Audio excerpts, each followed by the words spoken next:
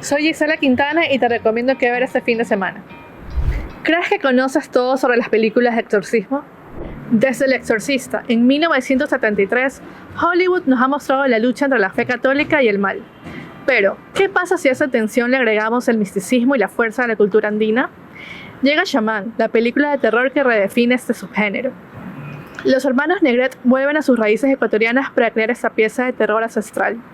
La gran novedad: en lugar de un sacerdote, la batalla la lidera un chamán.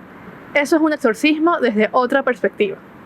El rodaje, hecho con sumo respeto y permiso a más de 80 familias indígenas, contó con el conocimiento real de rituales y lenguaje quichua. Pura autenticidad. El filme, con elenco internacional y el gran actor guayaquileño Alejandro Fajardo, va más allá del susto. Explora el colonialismo y el choque cultural, cuestionando el peligro de la certidumbre religiosa. Y como personaje colosal tenemos al majestuoso Taita Chimborazo. La historia se desarrolla en sus faldas.